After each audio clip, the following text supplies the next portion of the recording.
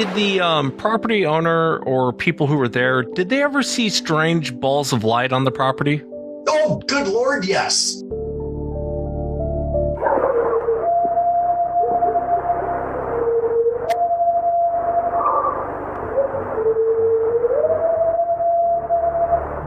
As a matter of fact, so did I. And mine was a little bit different. What I witnessed was, and they didn't tell me about it. They wanted me to experience everything. And I'm walking there, and it was February 13th, many years ago, 2012. And what I saw looked like someone had a flashlight or a spotlight that shot straight up.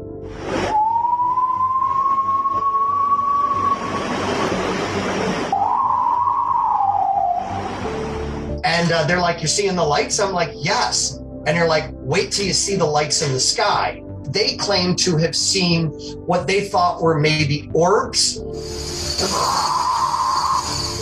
And even like a guy that I brought there said that he saw some what he thought were glowing orbs.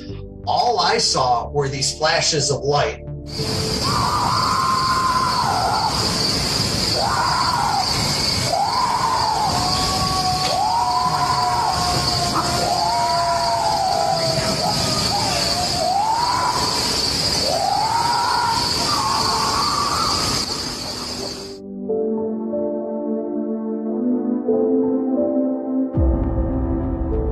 It looked like somebody was bent over and had their head in the window of the deer blind. It either heard me or smelt me, and he pulled his head out of the tent and stood straight up, and that shocked me.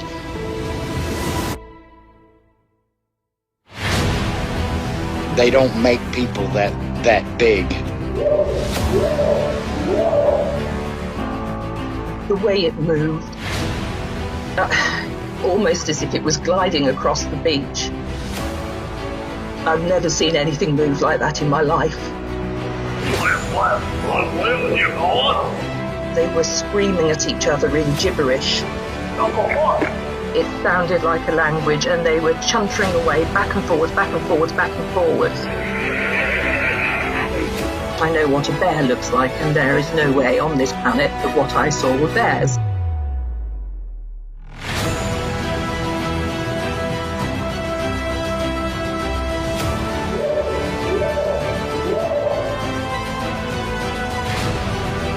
911, what are you reporting? Jesus Christ, you better... Sir? Gia! Hello? Get somebody out here. What's going on now, sir? That son of a bitch is about 6'9", I don't know. Do you see him now, sir? Yes, I'm looking right at him. Uh-oh.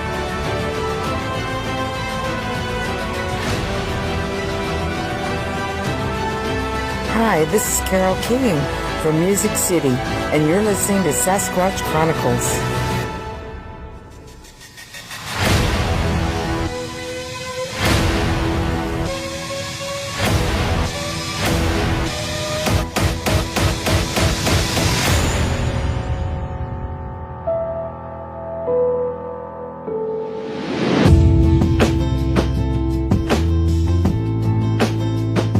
Welcome to the show, everyone. Thanks for being here tonight. Got a great show planned for you.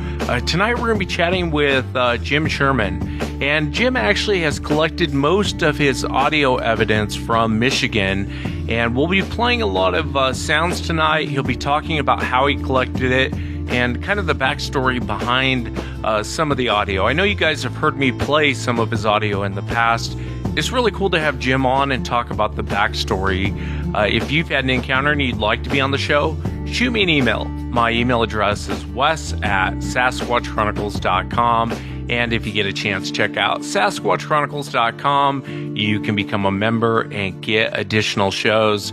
Let's jump into it tonight. I want to welcome Jim Sherman to the show. Jim, thanks for coming on. Oh, I'm looking forward to it. This should be a lot of fun. Yeah, I've been following you for a long time, Jim, and I think you've collected some of the best audio out there, and I'm really excited to have you on. I'm excited to play some sounds for the audience. If you want to check out Jim's work, go to sasquatchbioacoustic.blogspot.com. You can check out some of his work. If you go to YouTube, type in Lord Cryptid, all one word, and Jim's got some amazing audio up there on YouTube.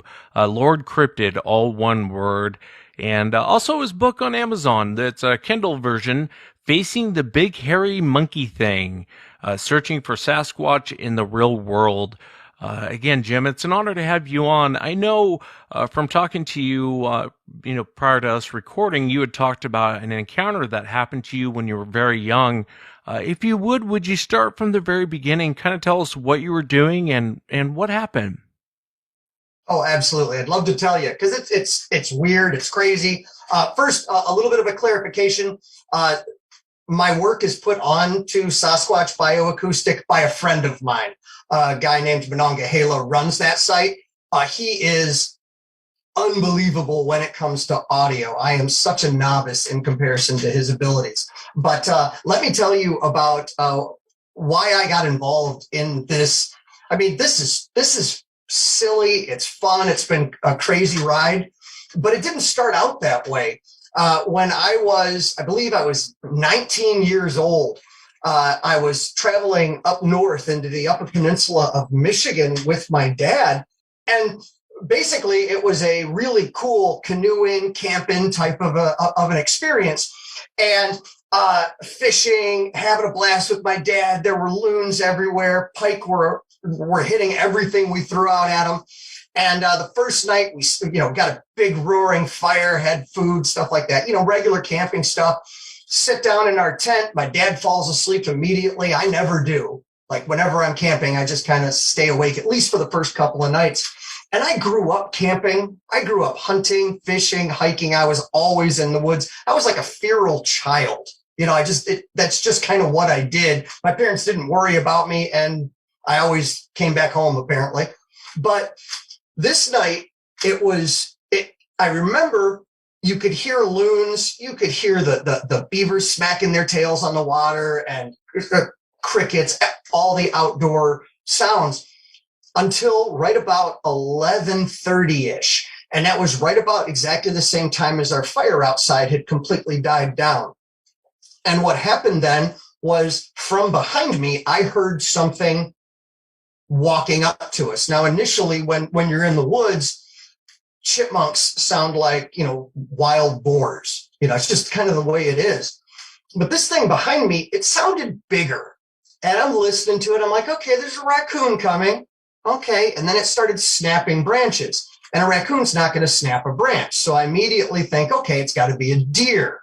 And to me, it sounded bipedal, and deer can sound bipedal, particularly when they're startled, and they'll walk stiff-legged, and it sounds bipedal. So I'm like, maybe it's a deer behind us. But then I started to hear whatever it was behind us rustling against the trees. And I knew that the canopy of trees was about 6 foot high. And I'm like, wait a minute, because I knew I had collected wood back there, and I'm not 6 feet tall, and I was nowhere near the tops of these trees. Something was rubbing against them just as it was walking toward me. And so immediately I'm thinking, okay, no big deal. Antlers of a deer or something like that. Because I'm thinking, what could it possibly be? Don't be afraid. But I was starting to get a little bit nervous. And then I could hear it breathing. And it was obviously something big walking up behind my tent. And that was when something really strange happened. I'm reasonably thinking, what is this thing behind me? And all of a sudden I had this unbelievable feeling of cold. Just weird. And it felt like you'd walked in front of a freezer and opened the door.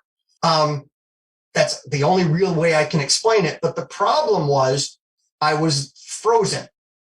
Like I couldn't move. I could feel this cold and I couldn't move. And I'm sitting there listening to this thing walking closer and closer. I can hear it breathing, and I couldn't do anything about it. I know that I tried to say something to my dad and I couldn't say anything. Now, reasonably, fear can do this. Fear can paralyze a person. But I was thinking rationally, and I just couldn't get myself to move. Then whatever it was behind me, I looked back because I was laying on my back. I leaned back and I could see something large, like the size of a dinner plate, maybe, pushing up against the back of the tent. And I could hear this thing breathing. And I thought, oh, crap, it's a bear. And that's its head pressing up against the tent, because that's the only thing that I could think of.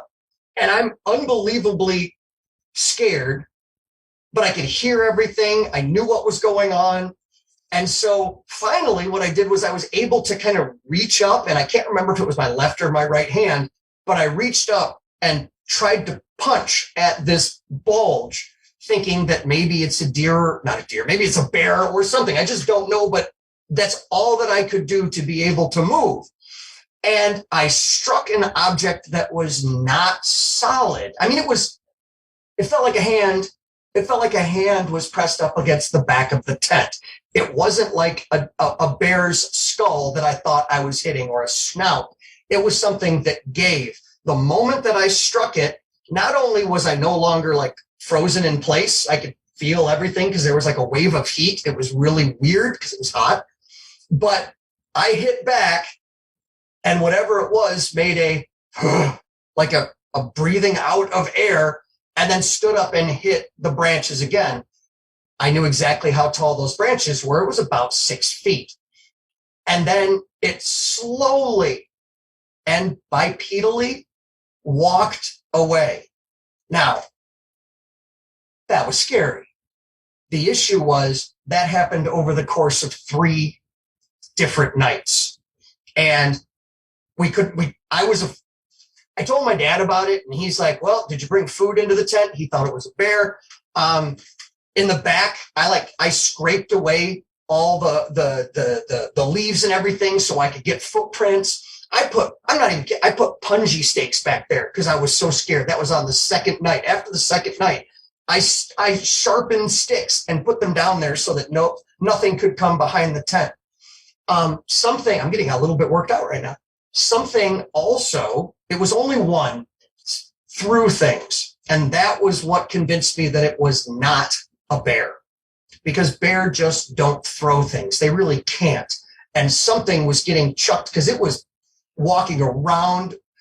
It was disconcerting, but it would walk away, throw something. I never saw what it threw. I have no clue. It could have been a rock. It could have been a stick. I really don't know. But after the third night, rather, I told my dad, I said, can we go home? And we did. We were supposed to be there like 5 nights. But what that did for me is it created this unbelievable fear that really only manifested itself when it started to get dark. Like driving at night, no worries. Hanging out, whatever, no issues. Walking on a college campus, because I was in college at the time, at night, no worries.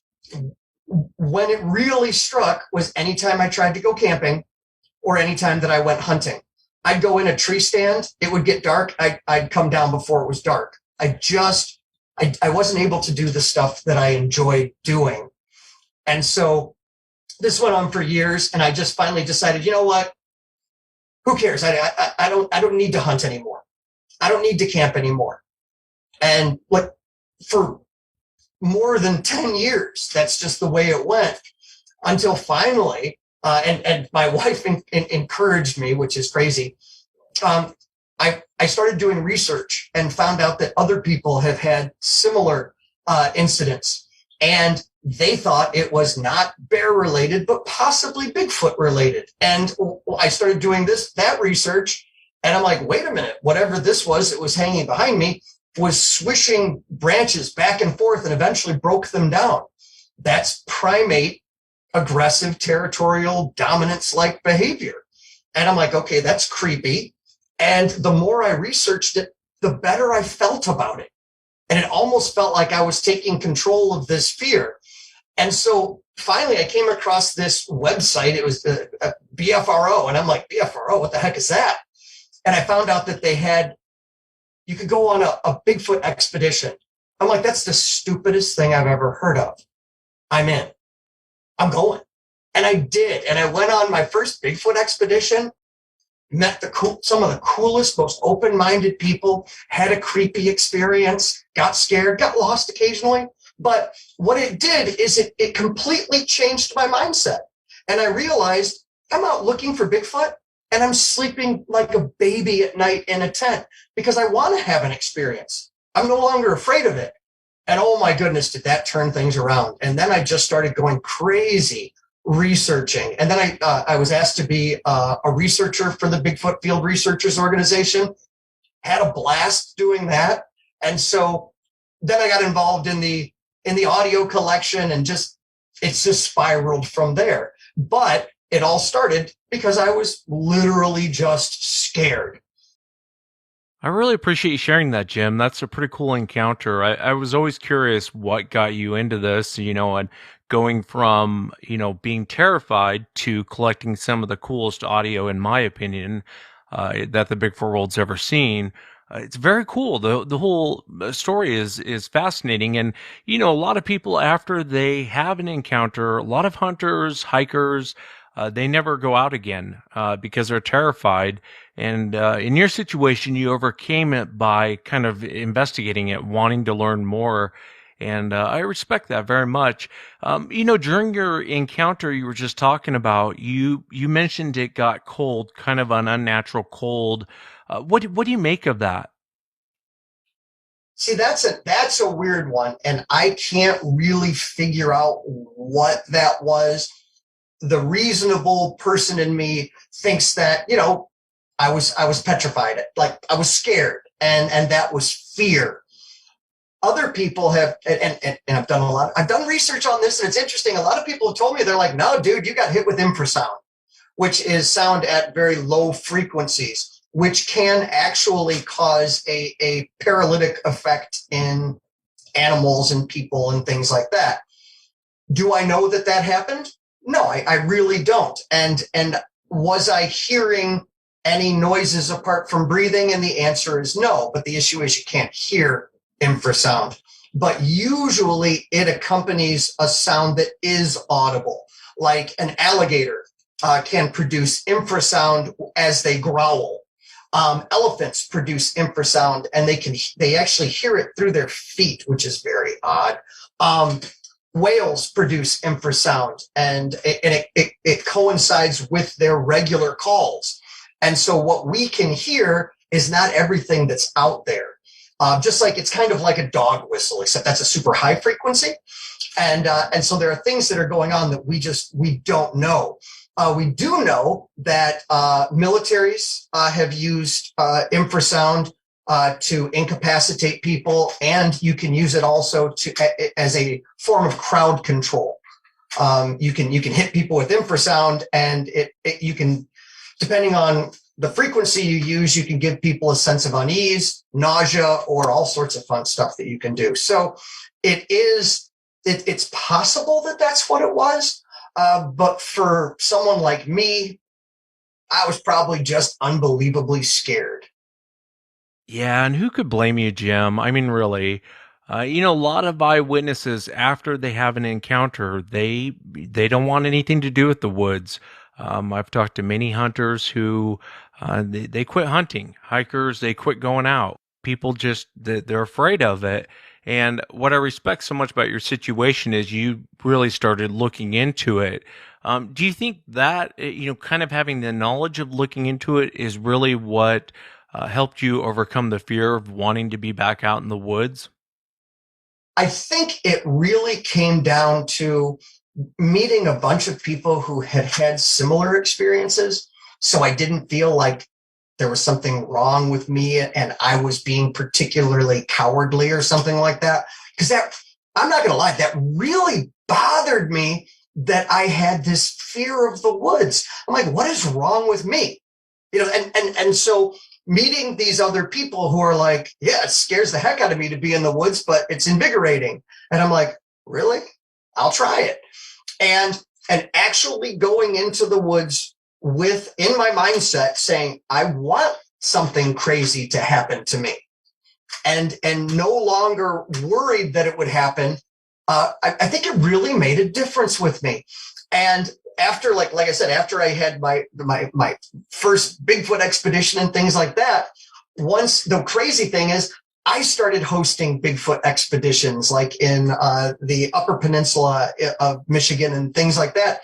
And once this is so crazy, but once I was in charge of a group of people that were behind me, relying on my abilities and my map reading skills and my ability not to get killed in the woods or something like that, that changed things, because it was almost like I became a teacher, and I'm a teacher in real life. I teach high school history, and I just changed it to, I'm no longer the person that's afraid of the woods. Now I'm in the person who's collecting evidence in the woods so I can teach people, and hopefully they'll be able to go in the woods and have at least an interesting experience, and maybe even collect some data that's useful or some kind of evidence, because that's just fun. If we can collect cool evidence, I mean, audio evidence is the stuff that I just like to do.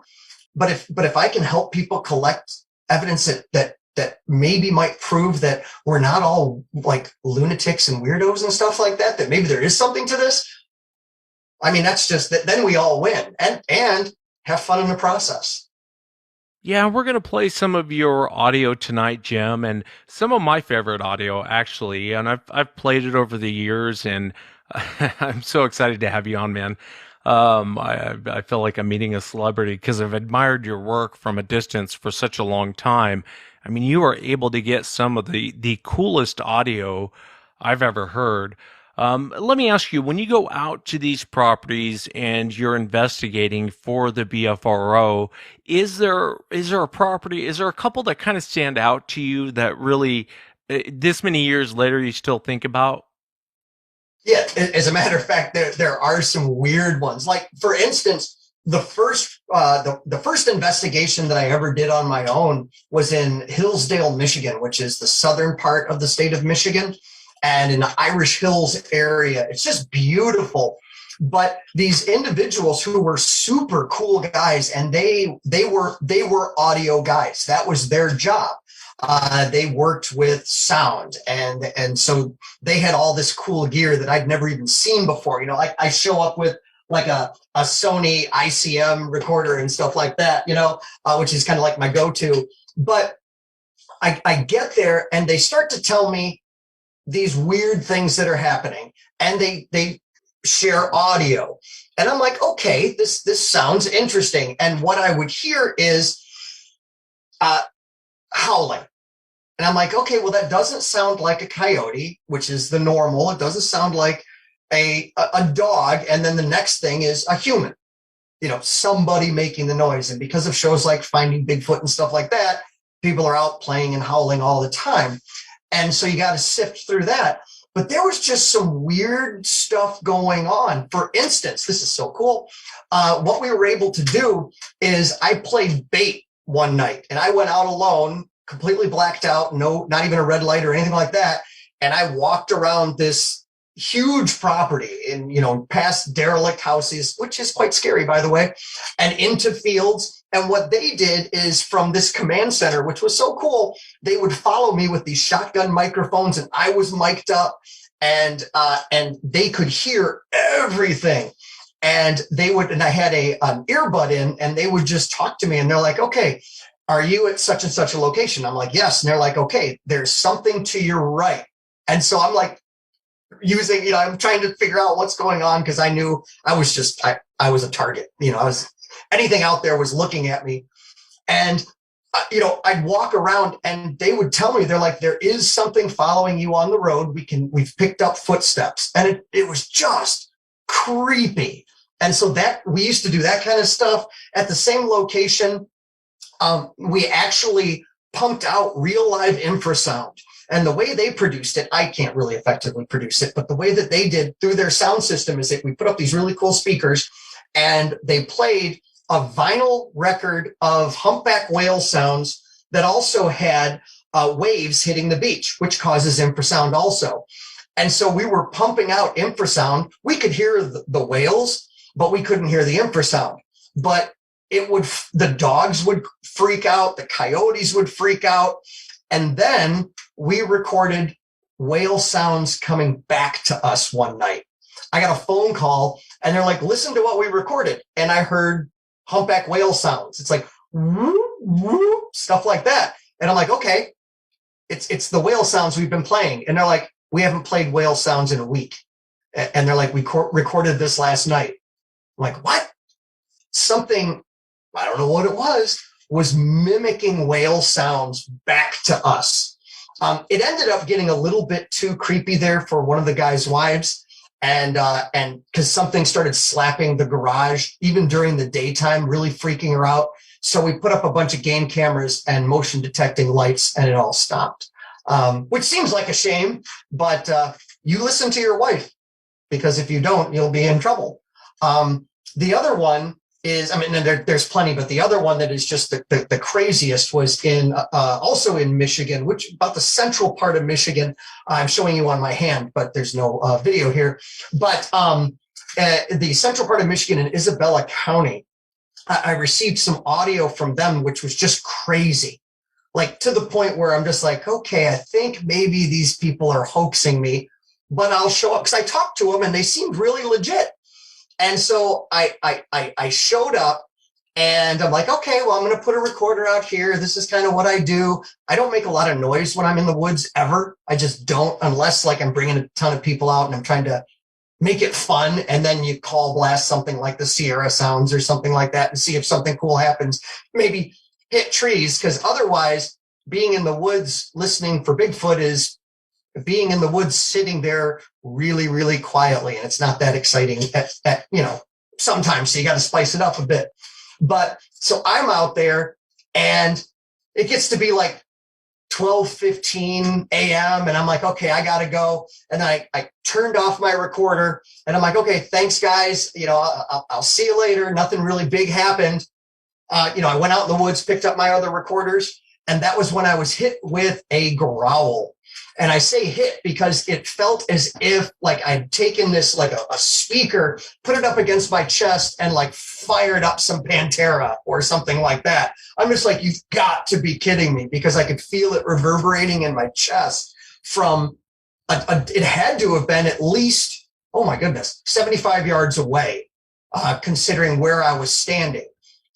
So something was able to throw a vocal at me that I could feel, which was weird. And I didn't have my recorder on because I just turned it off and I was a novice. What we then heard was two vocalizers that were almost echolocating each other. One growled really loud. And then you could hear them not walking away, but they were the sounds were different. You could tell they were moving away because the sounds were quieter.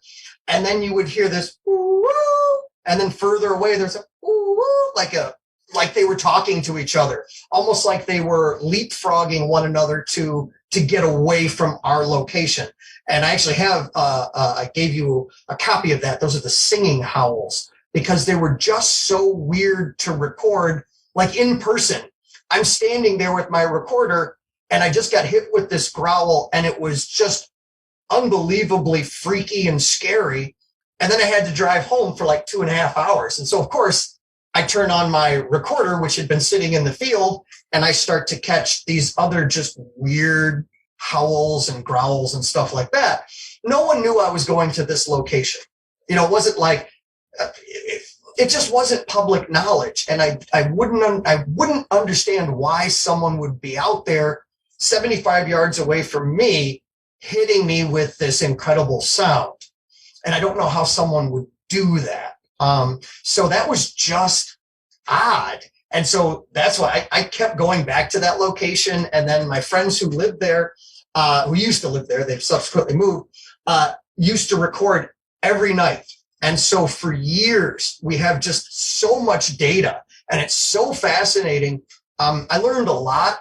And I learned also that I don't know a thing, because there's just so many more questions than I had answers, from wood knocking to banging to rock clacking to weird things that sound almost like voices. just got some weird stuff. So those are the big ones. Those two are really, really important in keeping me interested and excited about the audio aspects of Bigfoot research.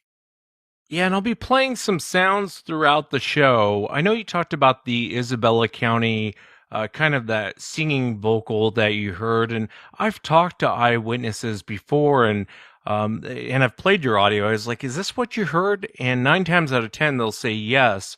Let's take a listen.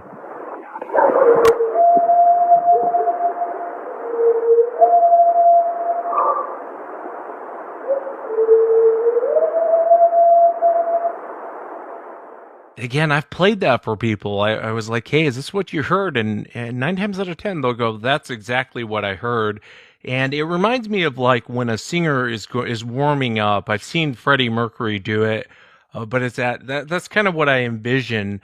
And I really appreciate sharing all this. So you're out at this property, you're collecting this audio. It's fascinating to me. Even you were playing, what did you say, whale sounds, and they were mimicking whale sounds back. I mean, that's a very difficult sound to mimic.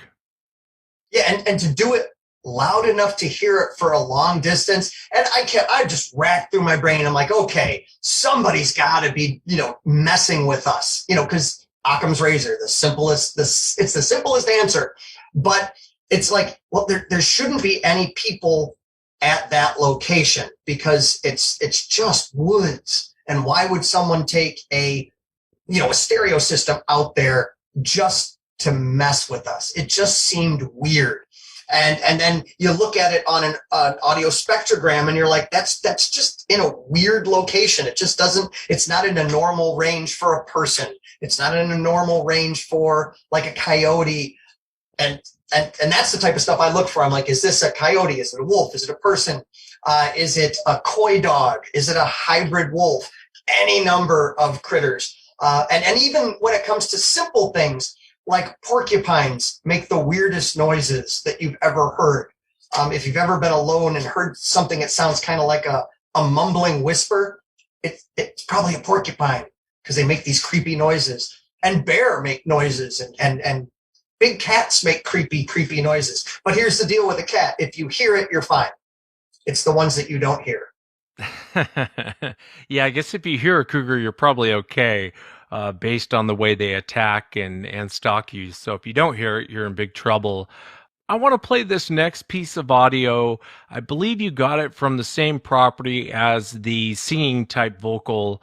Let's take a listen.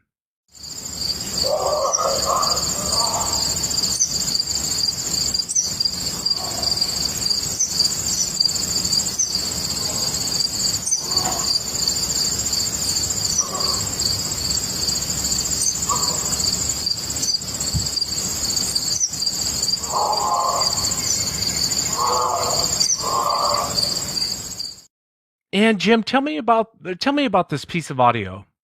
That one was a weird one because it was the same location.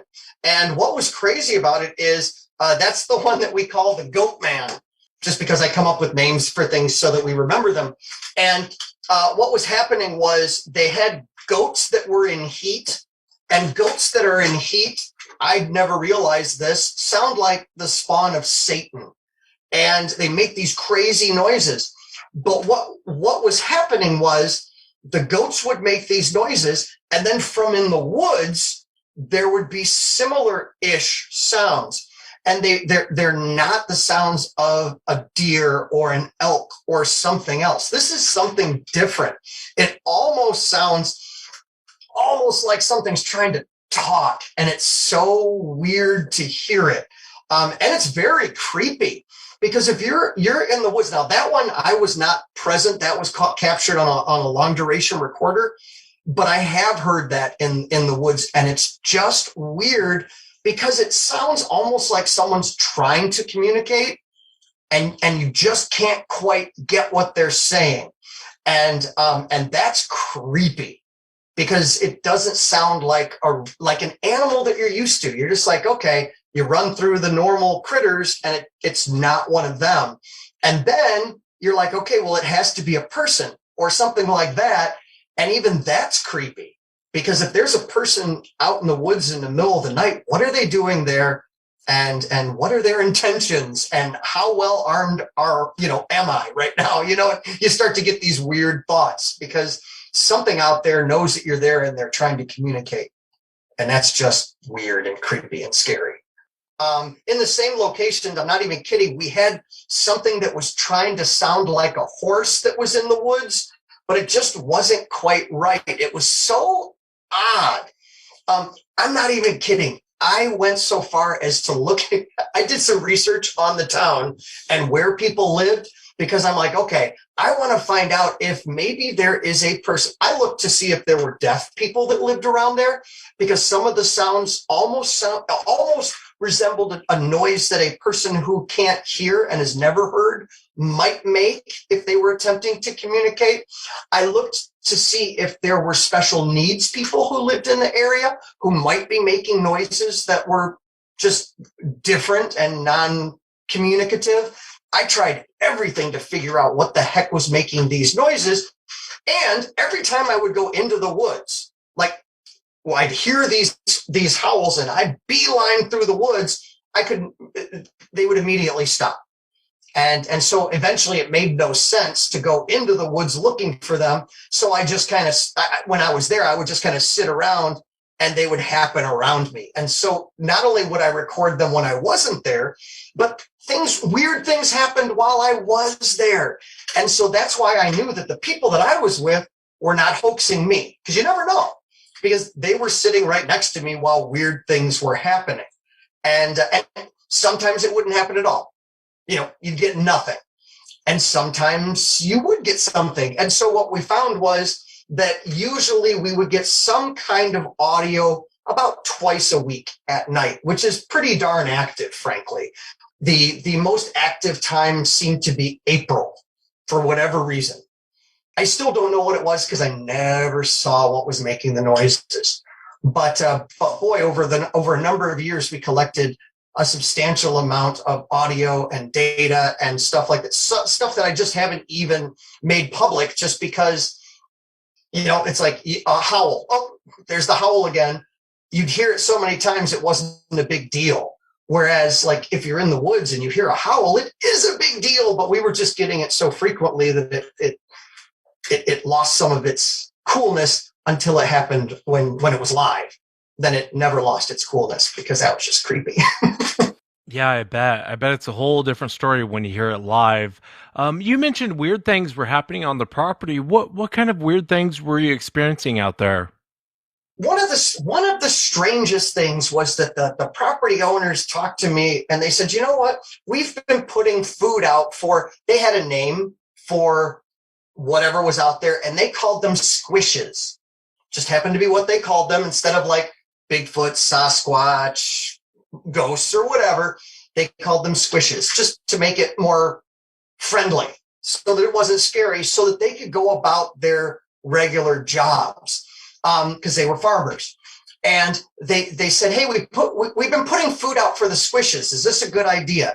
And I said to them, I'm like, hey, listen, if you're putting food out, eventually you're going to get something that you don't want there. Bear will come by or something, and you just don't want to do that because you have a farm with animals. You don't want to possibly bring in a predator. And they're like, okay. So they didn't, but we had a recorder set up and they'd forgotten to turn it off, and you can hear something that's bipedal. It actually sounds like a person walking up to this big blue rain barrel that they had used to set food on. And whatever it is walks up to the rain barrel. You can hear it breathing. And then it starts to physically bang on the barrel. And then it walks off. And that's odd. Number one, a neighbor. Why would a neighbor walk up to a rain barrel, on someone else's property and bang on it because they're mad that there are no more sugar beets? I don't know. That's weird. Another thing that was weird, just happens to be in the same location, is that when one of the owners would leave, they had, there was a main house and then a working house and then the barn. When one of them would leave the working house to go to the barn, you could hear them because I had recorders all over the place. You could hear them walking, open up the barn and shut the barn door. And then in the distance, you'd hear like just a light knock. Then when they left the barn and went into the house or the working house thing, you'd get like a home run knock from the woods, as if something was eyeballing them and going, oh, okay, we're in the clear. Or, oh, look, they just went into the house. Granted, of course, that could be really creepy neighbors, but there weren't any neighbors that had a permanent residence within a mile. And so that's just weird, because I looked, I checked, and noises were coming from weird areas. I will tell you that with due diligence, I did find one area of the property a mile away where there was a guy who was really interested in Bigfoot, and he would make calls into the woods. And so I got a hold of him, contacted him so that I could coordinate when he was doing things so that I would know to discount anything coming from that area, which is just odd. But the last thing I wanted was two weird researchers knocking and yelling back and forth to each other, because that's just silly. And so I was able to basically discount anything that came from the northwest corner of the area. Yeah, that is interesting, especially your due diligence to find out, what else is going on around the property. I don't know that too many people do that. Did the homeowner or anyone who was on the property, did they ever talk about seeing strange balls of light? Oh, good Lord, yes.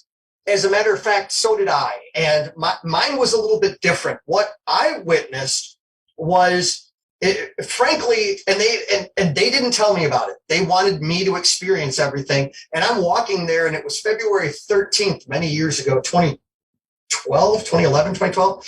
And what I saw looked like someone had a flashlight or a spotlight that shot straight up. And I saw it, and this was in the woods because we were in a field. And I'm like, that's odd. And then I saw it from a different location. And I said to them, I said, are there game cameras out there? And they're like, no, that's our property. Because what I was thinking was maybe it was an old-fashioned game camera that had a flash that had somehow gotten pointed upwards, because it was definitely shooting upwards. And they're like, you're seeing the lights? I'm like, yes. And they're like, wait till you see the lights in the sky. And I'm like, oh. And I never saw that. But they claim to have seen what they thought were maybe orbs. And even like a guy that I brought there said that he saw some what he thought were glowing orbs. All I saw were these flashes of light. In fact, I have a video on my YouTube channel of a star scintillating, flashing in multiple colors. But just before we saw that, we were seeing the lights. I just didn't get the lights on camera. And then I started focusing on the really weird star. But yeah, they saw lights. I myself have seen in the Upper Peninsula of Michigan, I've seen particularly a single red light that was responding to me in an intelligent manner, meaning it was like I would move, it would move type of a thing, which is just odd. And I wasn't the only person that saw it, luckily. But yeah, they claim to see lights all the time. Can I ask you, Jim, probably 5 years ago, maybe 6 years ago, I would get people who would contact me who have these creatures on their property. And at the very end of the conversation, they would go, oh, and by the way, I'm also seeing these weird lights flying around. And I'd be like, well, what do you mean weird lights flying around? And they would describe, anywhere from a softball to a beach ball, sometimes bigger, these weird lights flying around. And I call them balls of light. I think a ghost orb is something very different, but what I started finding, it was very common when people had these things on their property, they would also talk about these weird lights they started seeing. What's your take on the lights? That's weird, because normally what I would say, oh, you're talking about like a St. Elmo's fire or a ball lightning or something that's known and understood, or maybe it's a phosphorescent fungus, or maybe you've been ingesting certain fungi or something like that, But the more that I've seen, my goodness, the more I'm open to all the weirdness. Now, not all the weirdness. I take kind of some of that back, but I like to add, it's all data to me. And so if someone says, I saw a flash of light, that's part of the story. And so I take that into consideration. And if I were to discount that immediately, then I'm doing a disservice to the research. And so the more that I see and the more I see that I don't understand, the more I'm like, okay, there's more to this than I get. And so could it be a coincidence that this stuff is happening?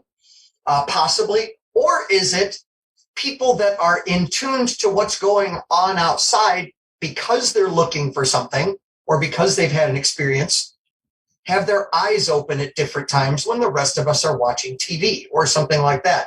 Might it be people that are just that are more in tune with nature because they're out there more frequently, or like my friends, they're farmers, so they're out late at night and stuff like that. And maybe what's going on in my backyard right now, I'm missing because I'm in my basement bunker or something like that. And so I'm not sure what's causing it, but I've received more and more reports of that type of thing. Even what looks like, which this is silly, but like glowing eyes and things like that. Why would something have glowing eyes? It would seem, to really make it difficult to see at night, and something that produces its own light. That seems really odd. But I will tell you that I have seen a red light that frankly looked like if you puff on a cigar. It was that kind of a red at night. It wasn't producing it wasn't a flashlight, but it was something that was definitely glowing, and it was ducking back and forth near a tree as I was walking up to it. And other people saw it, and then something ran away. And after it ran, and you could hear it physically running through the woods, and it wasn't trying to be quiet.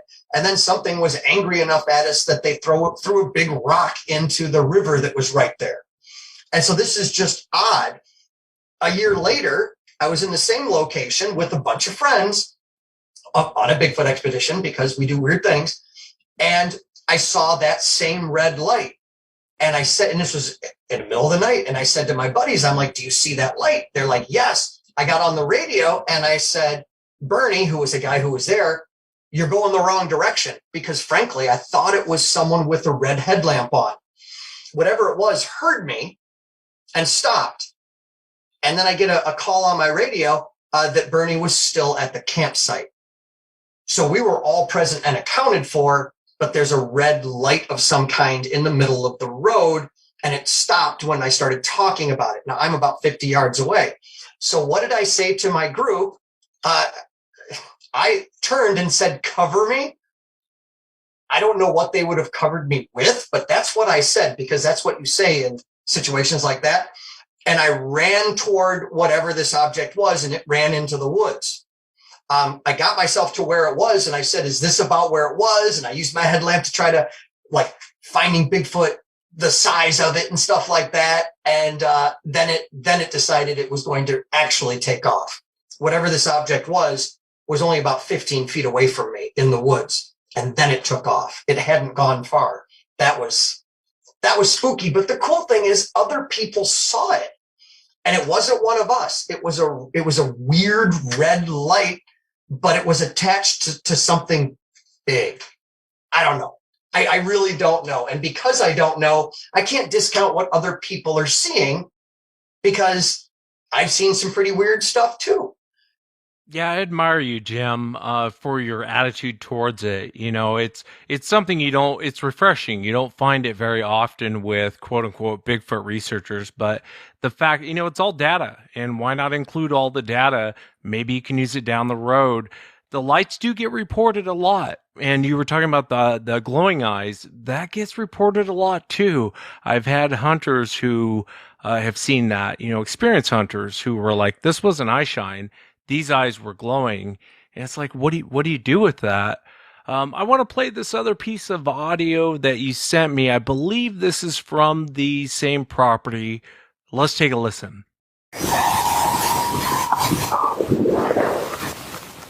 Jim. They did it again.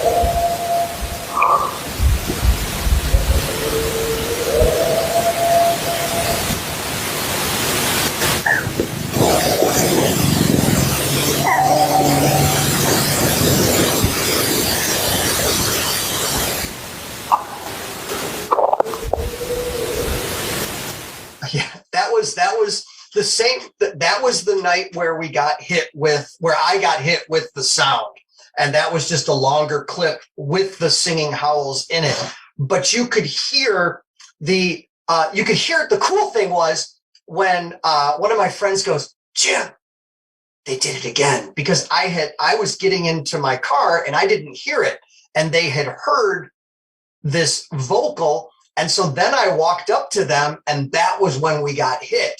And the crazy thing was you can also hear when she actually gets scared, because you can hear her. She goes like that. And then there's also an expletive in there that I think I cut out in that version. I hope I did. And that was me. Because as a teacher, I try not to swear a lot, but this one was so freaky and scary, and it went on for a total of about 20 minutes. I condensed it into what you just heard, but it went on for a while, and it was freaky because something was screaming at us, and it's bad. It's interesting when it happens to you and you're alone. It's scary. When it happens and there are other people around, then you feel less crazy because other people are hearing it too. And I'm not going to lie, in the longer version, there's actually, you can hear a cat meow. And I'm listening, freaking out, hearing this. And this pesky cat like rubs up against me and meows, and I about came out of my skin because I didn't know the cat was there. Okay, and getting yelled at in the woods is a little bit spooky, so I got scared by a kitten. But hearing that kind of thing is just unbelievable. And it really is unbelievable. And so you have to think, okay, who's hoaxing me? Who's going through all of this trouble at least 2 times a week to make some really scary noises? And it's going to take a lot of technology to make that happen, because this isn't just someone putting their head in, a big metal bucket and howling. There's some real stuff going on here. And even when you hear, there's double howls that I have recorded where you'll get a howl that starts and almost sounds like a second howler begins, but it's the same creature making 2 different sounds simultaneously, which for a human is possible if you're trained. You can do that. I can't. But for something in the woods to be able to make multiple sounds at the same time is just odd. And so this one location, I happened to capture some of the best stuff, in part because I had some of the best equipment out there and the best people helping me. And then I sent this information to really good people who helped me clean it up and stuff like that. But my goodness, those are nights that you just don't forget because there are so many nights that you go out and you hear a twig snap and you're like, oh, and I'm not one who ever says, oh, I heard a twig snap. It's got to be a Bigfoot. That's not me. I hear a twig snap and I'm like, okay, that's probably a deer based on the size of the twig, blah, blah, blah, But my goodness, every once in a while you hear some things and you just can't explain some of that away. And those are the nights that are worth going out and hiking, I'll tell you. Yeah, without a doubt. And when you hear it in person, when you're there on site, it's very different from hearing it from a recording. It'll wake you up real quick. Everyone knows the Ohio howl that was recorded back in, I think it was 93 or 94. Matt Moneymaker got it. And it's a fascinating audio piece that he got. But what's strange is You also got one in Michigan in 2012. Let's take a listen.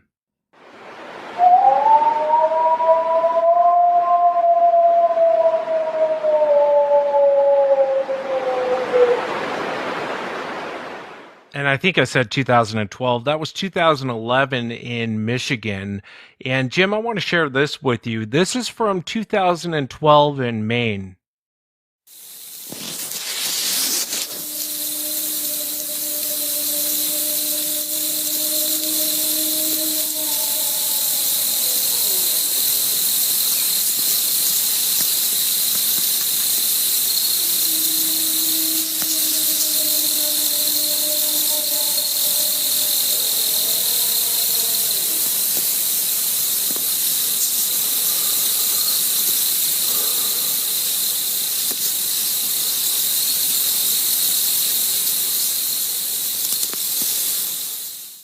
This next one is from 2019 in Granite Falls, Washington.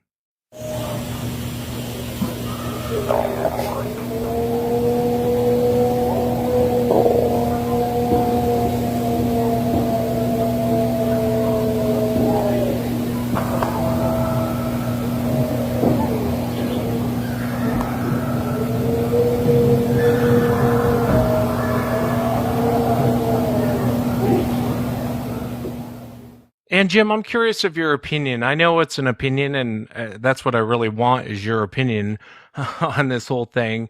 You know, for such an elusive animal, it makes me wonder why in the world would they make this sort of vocal?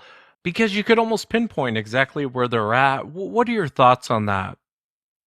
You know, it's interesting because even like the one that I recorded, I'm just like, this has to be a person doing this, just because it kind of sounded like something you might hear on like Bobo doing or something like that.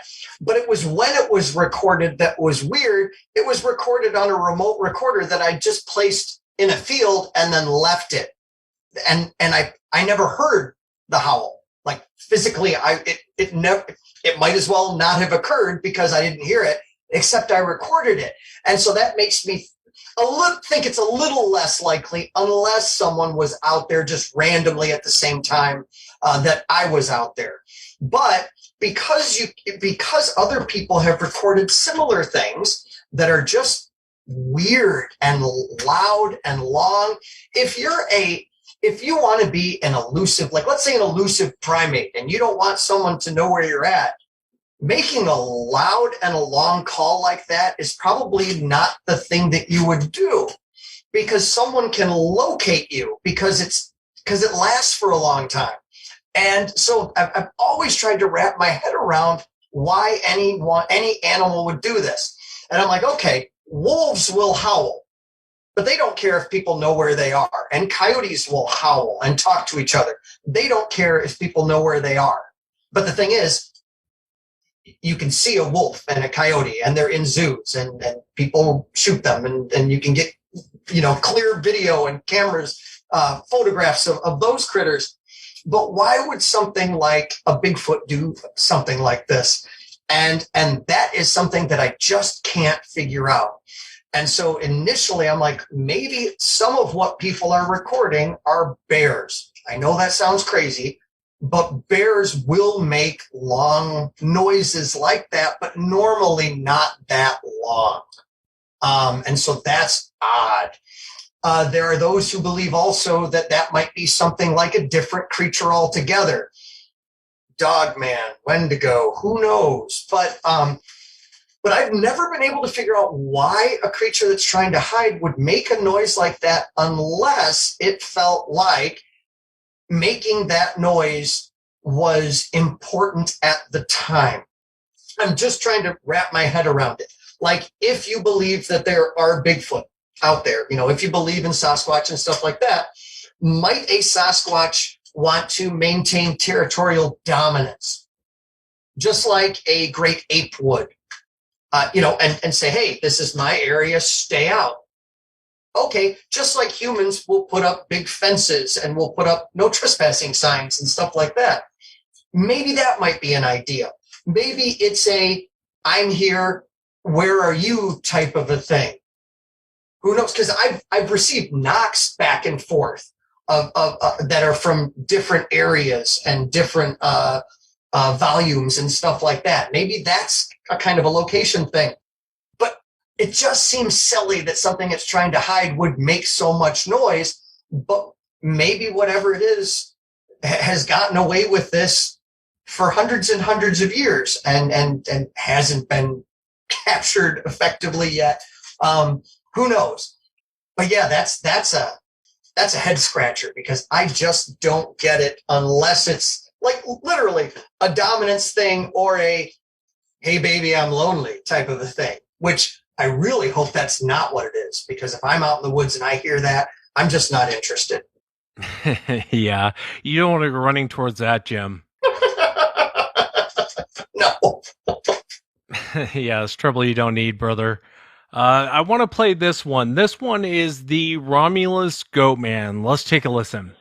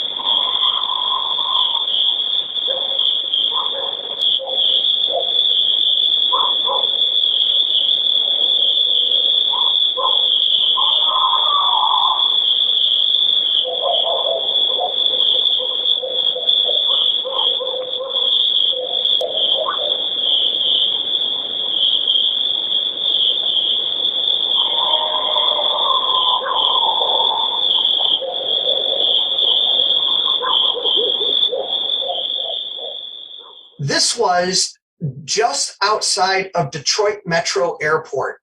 There's a huge area of woods there. And the reason that there are woods there is because you don't want planes going over populated areas when they're taking off and landing. But also there are metro parks there. In Michigan, we have like the Erie Metro Park. We have the Kensington Metro Park. They're big wooded areas where you can go out and ride your bike and cool stuff like that. Well, this is really cool. This lady sent me this audio and said, "Hey, I heard that you do audio analysis. Can you tell me what you think this is?" And she sends me this stuff, and I'm like, I have no clue what this is. This is some crazy yelling and screaming. And then she sends me more clips, and she's like, "Well, here's the deal. I've been finding these weird footprints, and I think it's homeless, deaf Amish people." And I'm like, there was a pause, and I'm like, okay, this woman is pulling my leg. Homeless, deaf Amish people. And I'm like, okay. And I played along. I'm like, what are you talking about? And it's because she was hearing this type of stuff that sounded like the person might be deaf, but it seemed like they were speaking a foreign language, which she just said was Amish. Okay. But also the fact that they would, whatever it was, would hang out in her barn at certain times. And then she started getting like weird things placed on her porch. And she went out and she said there were big X's of trees placed on her trails in her back, and she'd move those. And when she would move those big X's made out of trees that were blocking the trail, whatever it was that was making this noise would pull up some of her smaller trees and flowers that she had planted and put them on her porch, as if something was angry that she had dared to move their big X type structures. But that's just some odd audio, and we never figured out what it was. And I lost contact with the lady, but yeah, that's some odd stuff. But that's a completely different part of the state, but making noises that are similar to ones that I'd heard in central Michigan. And that's what's fun, when you can start to compare audio from people that couldn't possibly have had any communication with each other. Like at all. And who's going to hoax using the same type of audio? It was just weird. And so that's the kind of detective work that makes it fun. That is really cool. You know, I assumed it was from that same property, and the fact that it's not makes it even cooler. You know, it's kind of like what I was talking about with the Ohio howl. It's like you recorded that in Michigan. I have one from Maine. There's one from Washington. I've been sent one from California. So it's really cool to take that audio and kind of compare it. And I'm curious where this piece of audio, if it was from that same property or not, but this is my favorite piece of audio that you've ever recorded. Let's take a listen.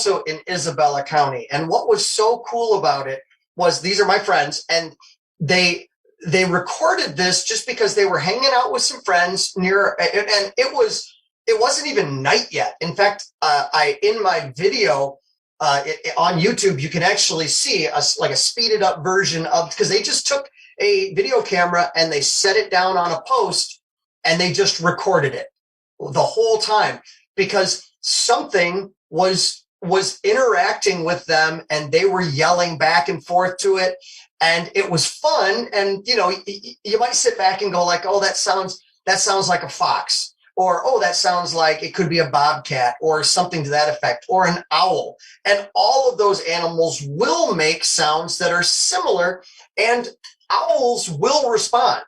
Like if you call to a barred owl, they will respond, and certain birds will respond. And so initially when I'm listening to that, I'm like, okay, it's some kind of bird that they're talking to, probably an owl or something to that effect. And then, like you mentioned, all of a sudden in the background, there's something that's very different. And it's like, whoa, what is this? And what are these other strange noises? And it's weird because they're in two completely different locations. And having then been to the property, I know exactly where these sounds were coming from. And they were two distinct different locations. And so it's just weird. It's just kind of, it's fun and crazy. And the only reason that this was sent to me was because I started doing research on the audio, and I started to put it on. If your listeners have ever been to the BFRO's website, I used to research and post my reports, and I started adding audio to some of the reports because it was fascinating to me. And other people then would hear the audio, and so then they would request me, and so it kind of snowballed. And so I started to get more audio sent to me, just like it happens to you. You have had so much more experience than I ever have, interviewing people and speaking with people. But that was how I got kind of hooked on the audio, and it just kind of went from there. And frankly, the bulk of the stuff that I'm sent is pretty easy to decipher. You get something and I'm like, oh, that's a barred owl. Just because you've heard it, and I've been in the woods forever, and so you recognize noises. That's a house cat. Oh, that would be a bobcat or something like that. But I will tell you, every once in a while, like these, you hear things, and you're like, oh. Or when you get a vocalization that comes with something different, like a wood knock, or something that's just not normal, like lights.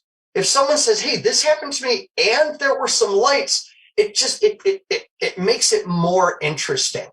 And those are the things that intrigue me the most, the weird stuff, the stuff that's out of the ordinary, because then you have to, it's harder to figure out what it is, and it's just much more fun. Yeah, I appreciate your insight on it, Jim. It's one of those things, audio is so cool to me, and I'm amateur when it comes to audio.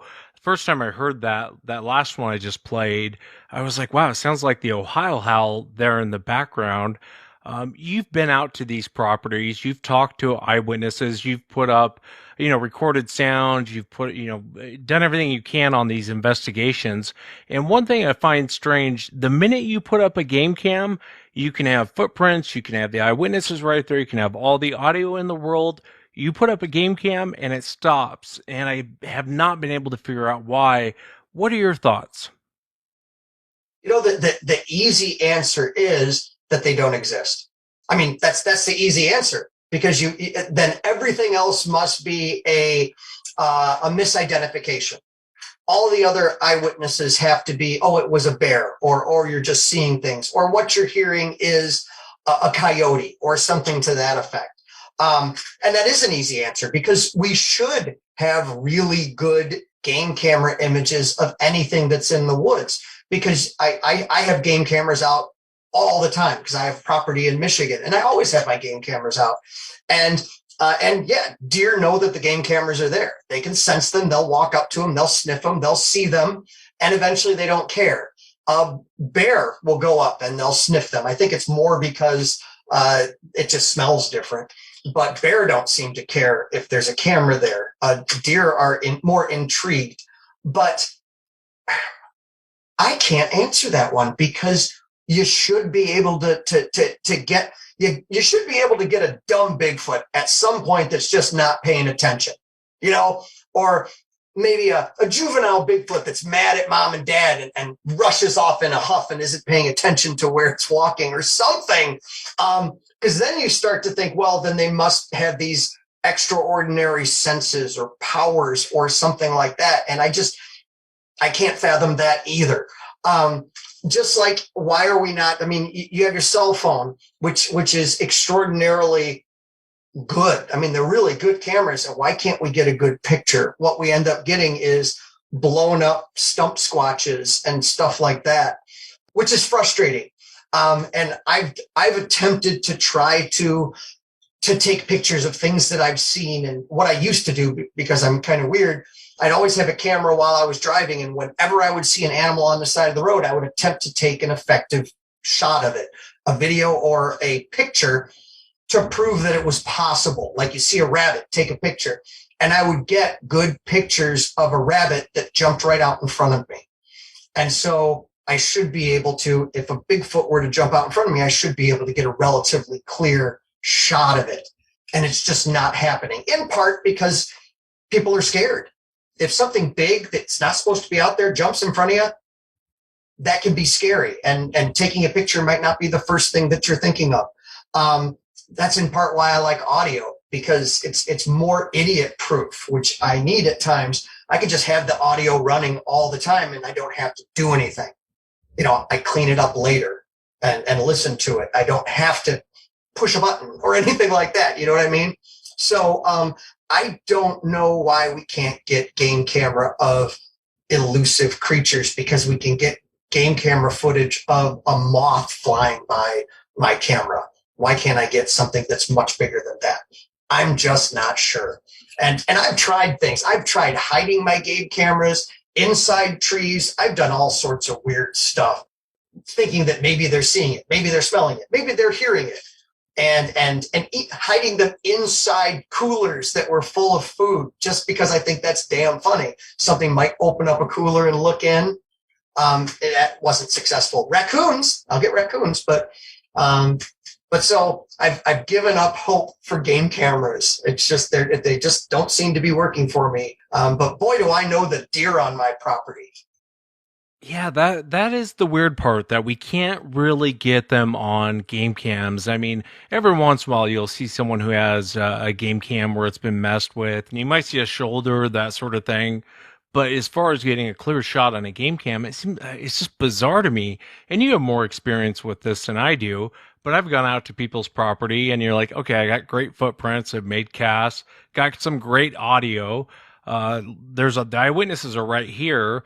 This thing seems to come up every freaking night, but for some reason, it's like you can't get it on camera. It almost feels like you're chasing a ghost at times. And, even being out at people's property, you're like, okay, this thing is 8 to 10 feet tall, 1,000 pounds. It's showing up every night.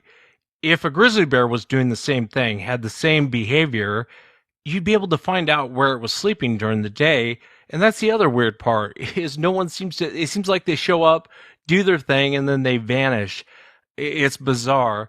I ask everyone on the show, Jim, and I'm curious of your opinion, and there's no wrong answer, but what do you think that these creatures are? When I was a kid and I was like watching In Search of and Mysterious Monsters with Peter Graves and reading books and things like that, I figured it just had to be some kind of I thought it was a relic hominid of sorts, like a Neanderthal throwback or something to that effect. And I'm like, it has to be that. And then it morphed into, well, maybe there's a flesh and blood critter out there that we just haven't seen. But man, I'm telling you, where these things supposedly exist, like I've got a Bigfoot in my dumpster and he gives me gifts every morning. That obviously some of that gets to be too much. And so right now, frankly, unless there are some special powers like Bigfoot is an alien or Bigfoot is a ghost or something like that, it's really hard for me to think that this is terrible. And my friends are going to hate me. I'm just not 100% sure if they truly exist as people think they do. I know that sounds crazy, but even though I've had experiences, I've seen some things, my mind has to see something more to be 100% convinced. Then people are going to say, well, have you seen the Patterson-Gimlin film? And I've spoken with Bob Gimlin, and he's the most trustworthy person I think I've ever talked to. I immediately believe the guy. But I'm just not 100% convinced, because I can see things that really exist, like a great white shark. I've never seen a great white shark in reality. I know they exist because people have good evidence of it and things like that. But I want Bigfoot to exist. I really do. But I need more evidence. And that's what I'm out there doing, to try to find more evidence so that in my mind, I know what's out there. And boy, are my friends going to be upset, because there are people that I 100% trust have seen these things. And I believe them. I believe that they've seen these things. I just haven't yet. And so I don't know. It would seem like it would have to be a flesh and blood type of a thing. But if it were, I should have them on my game camera. I don't know. Yeah, and I appreciate your answer, Jim. I mean, it's an honest answer. Dr. Benernogel used to always tell me, we have great trace evidence of these things existing. We don't have great evidence. We have great trace evidence. And I know at times it feels like you're chasing a ghost. And, my opinion is I don't think we're chasing an animal, and I don't think we're chasing an ancient man. Something isn't quite right here. And I haven't been able to put my finger on it, but something is very wrong here. You know what I mean? Oh, seriously. And that's why we have to be open just to more things. Here's the thing. I figure I'm crazy enough to think that there's a possibility that there might be a Bigfoot. So why not think, maybe there's more to it than even I would think. Maybe some of the stuff that years ago I would have scoffed at, like the lights or glowing eyes or stuff like that. Who knows? Because what I'm doing, I've got some evidence, but I don't have anything that's certainly perfect. And so we just have to keep our eyes and ears open and try also and one of the things that's really difficult in what we do is, like, new people will come in and they're terribly excited, and old people like me will shoot them down immediately. And I try not to, but it happens. And it's just someone who's interested, and they're like, oh, I didn't know that people have already discussed this photo or something like that. And we should look at this more as we should educate people, because then we'll all learn more about it. And it might be someone who just happened to be maybe listening to one of your shows and had never thought of Bigfoot before, and then has an incredible experience. But because they listen to your show, they have a camera ready, or something like that. And they're open to the idea. Who knows? But we have to be much more friendly in the Bigfoot community, but we don't need to attack one another. That's just silliness. And that happens. It's obviously going to happen, because there's pride in the Bigfoot community. And there's people that get jealous, and then there's money that gets involved and stuff like that.